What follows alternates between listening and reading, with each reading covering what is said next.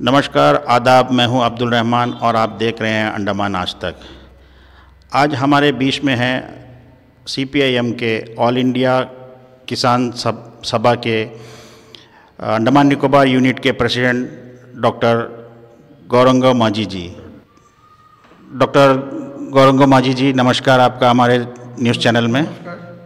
नमस्कार सर, हम आपसे जानना चाहेंगे कि आप ऑल इंडिया किसान सभा के अंडमान निकोबार के प्रेसिडेंट हैं और आप अंडमान निकोबार द्वीप समूह के किसानों और मजदूरों के लिए किस तरह का काम कर रहे हैं सर? किसानों के लिए जो काम हम लोग कर रहे हैं वो किसान सभा कर रहे हैं। जो किसान के पास में हाथ में ज़मीन नहीं है उसको उसके हाथ में ज़मीन होना चाहिए।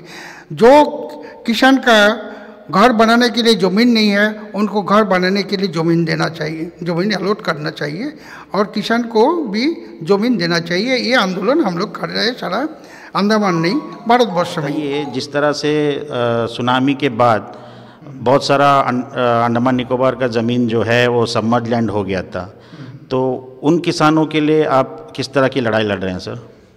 उन किसानों के लिए जो लड़ाई हमने किसान सभा की थे, सारे किसानों को संगठित करके ये आवाज़ उठाने के लिए मजबूर थे। किसान चाहते थे जो सारा अंडमान में, ये खास करके साउथ अंडमान में 1093 एकड़ ज़मीन पानी का नीचे चले गया था। वो ज़मीन के बदले में किसान को ज़मीन चाहिए था। वो ज़मीन भी एडमिनिस्ट्रेशन के पास है, ज़मीन दे सकते थे, लेकिन हमारे जो लोग ये आंदोलन जोरदार नहीं कर पाया। हमारा किसान सभा की ओर से जोरदार आंदोलन नहीं कर पाने के कारण इनको ज़मीन के बदले में ज़मीन नहीं दे पाए। लेकिन इन लोग चाहे हमने मुआवजा दिया जाए, ज़मीन का दाम जो धार्य करके जो मुआवजा दिया गया वो है आपका 1 हेक्टेयर का दाम दिया 9,39,000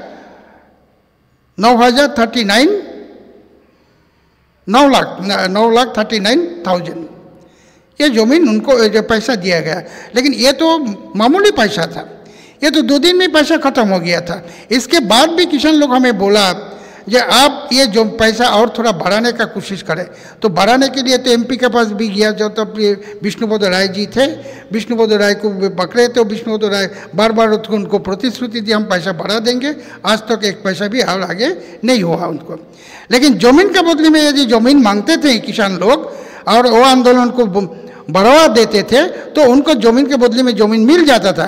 किसान का हाथ में ज़मीन नहीं रहे तो किसान ही कैसे कहलाएंगे? और हमने मांगे थे जो 2004 में जब ज़मीन पानी के नीचे चले गया, पानी के नीचे जाने के बाद सुनामी में नाश हो गया तो फसल भी नाश हो गया। तो फसल का मुआवजा चाहिए था पहले।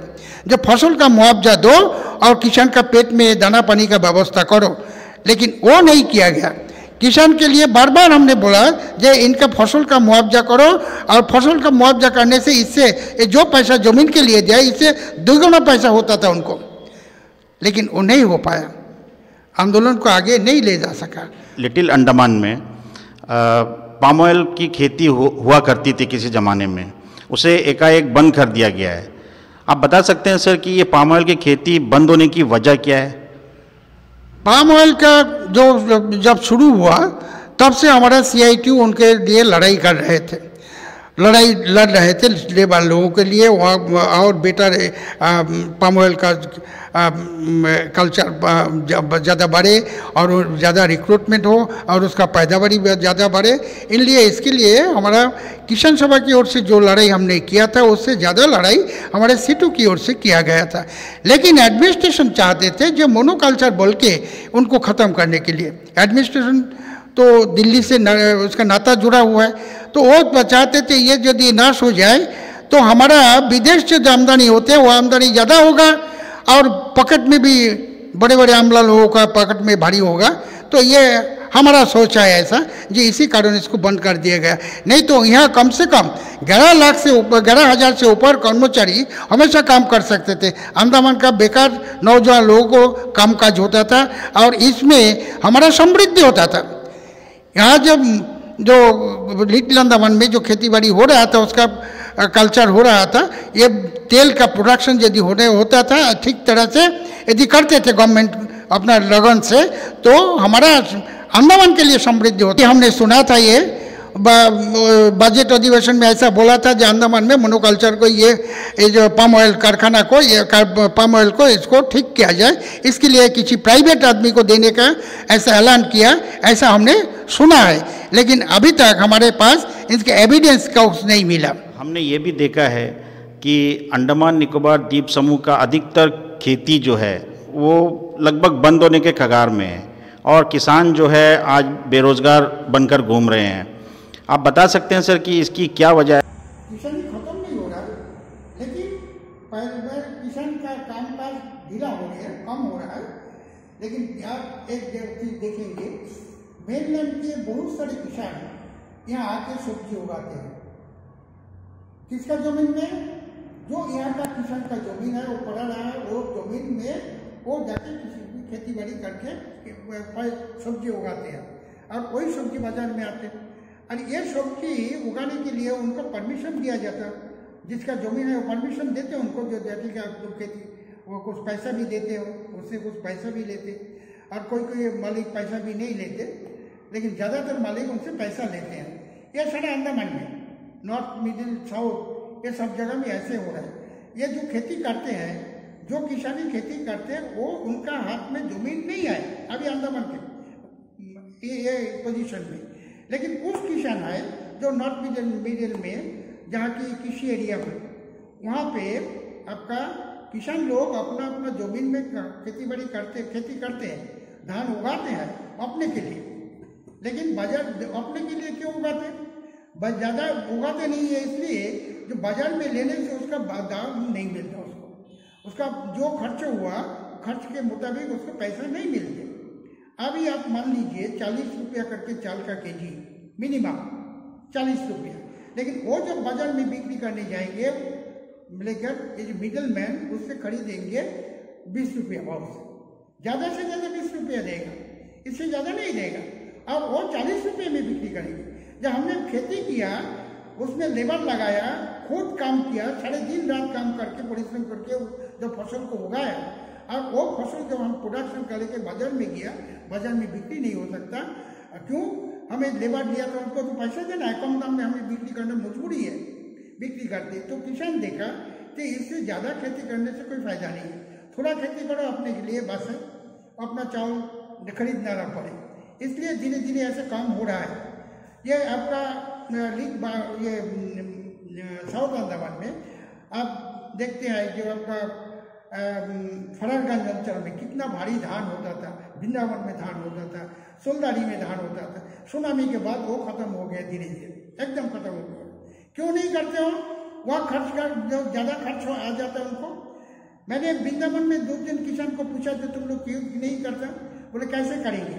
उनका कहना है जो खेती करेंगे तो गाय बैल ये खुला छोड़ देते, तो वो जाके खाना छोड़ देता, कौन पहाड़ा देगा? एक दूसरी बात है, हम ये बिक्री नहीं कर पाते, बिक्री नहीं होता, घर में अभी भी 2 साल का धान पड़ा हुआ है, तो ये उसका तो हम जवाब नहीं दे सकते। इसलिए गवर्नमेंट से मांगते थे किसान सभा, जो कम से कम अंडमान में 4 किसान मंडी हो, किसान मंडी में किसी बाजार होना चाहिए जहाँ किसान फसल लेके जाएंगे, वहाँ उचित दाम में बिक्री कर सकेंगे, लेकिन उसका नुकसान नहीं होगा। ये तो किसान सभा का, ऑल इंडिया किसान सभा का मांग है, और ये हमारे स्वामीनाथन MS स्वामीनाथन ने ये तय करके दिया था कि किसान का लाभ कैसे होगा।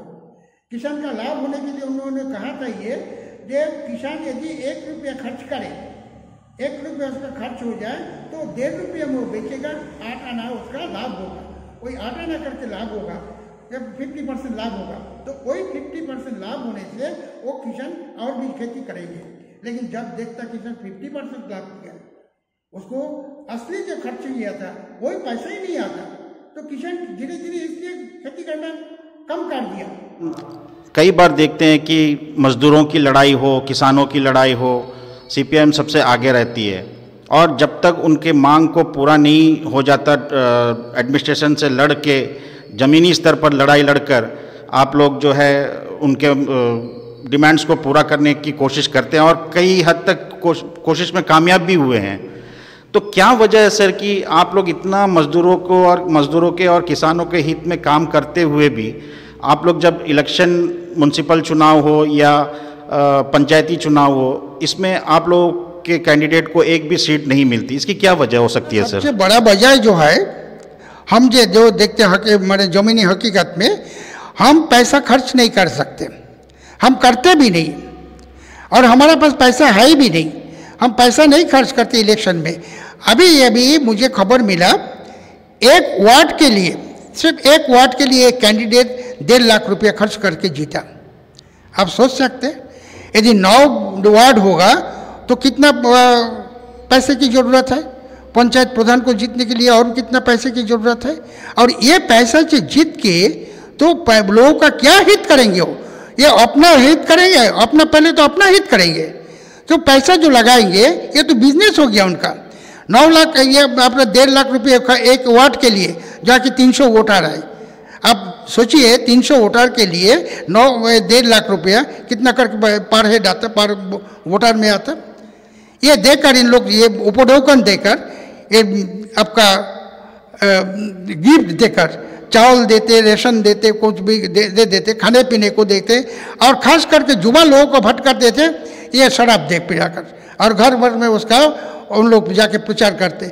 यह करते पैसा जो देते हैं इलेक्शन के पहले दिन रात को, ये दारू पिलाकर लोगों को इतना मजबूर कर देते, दारू पिलाने के लिए अपने लोग नहीं जाते, घर घर में उसका पहुंच जाता है उसका।